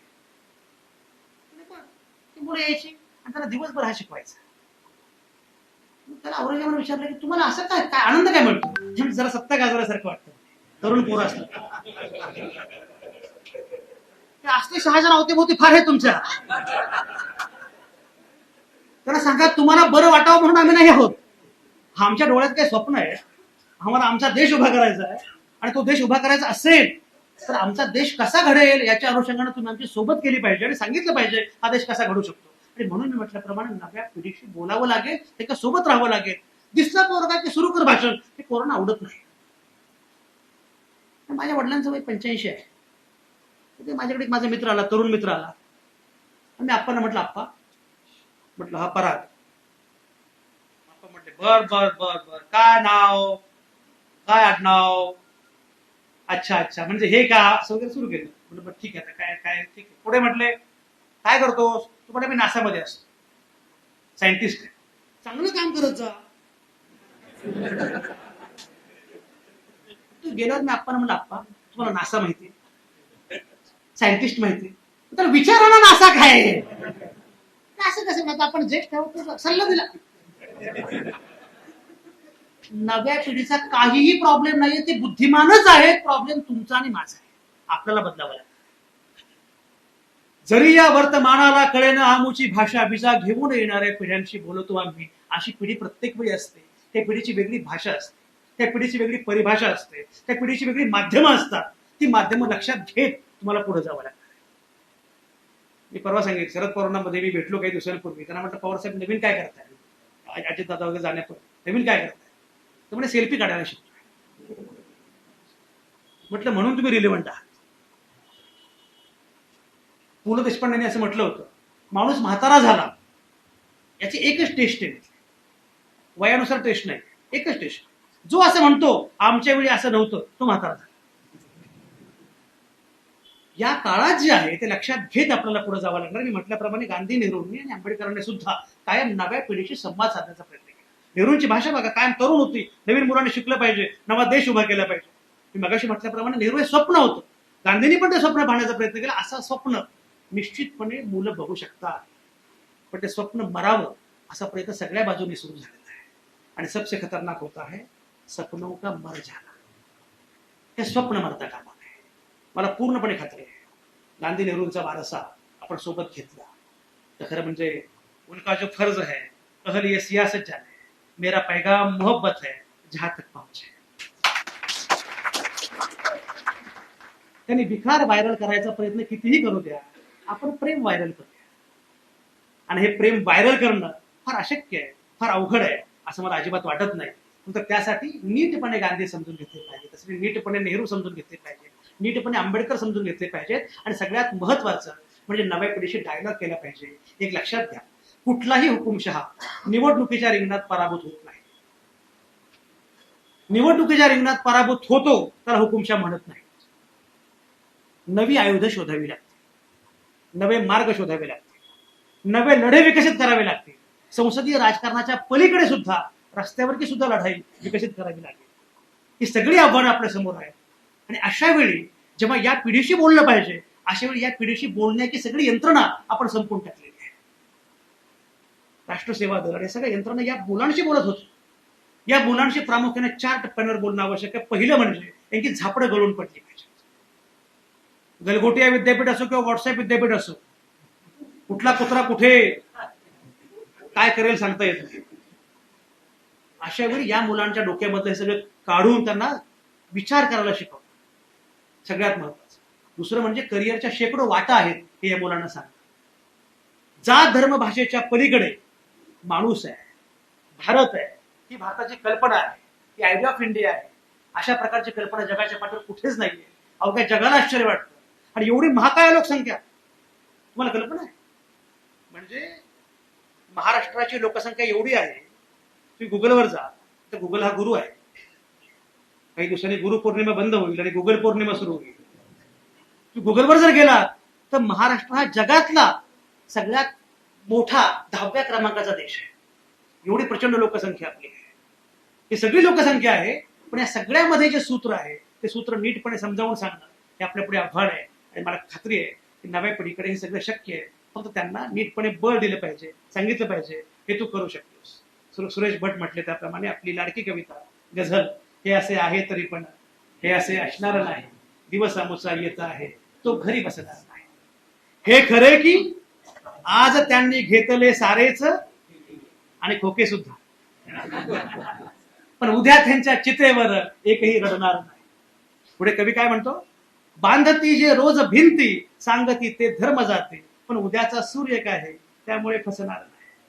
छान झाले दांभिकांची पंढरी उद्भव. दांभिकता ही सगळ्यात मोठी अवघड गोष्ट आपल्याकडे. इथे बोलायचं वेगळं, घरात मग मुलीची कुंडली वगैरे बघायची असते. इथे जातीच्या पलीकडे जायचं, लग्नात मात्र मग जात बघायची असते.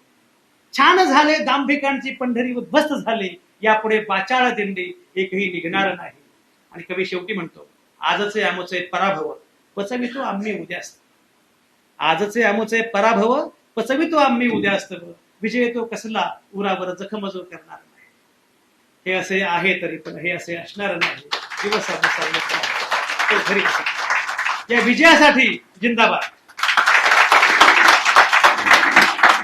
धन्यवाद सर. खर तर गांधी, नेहरू आणि बुद्ध याशिवाय भारताचा विचार जगभरात होत नाही.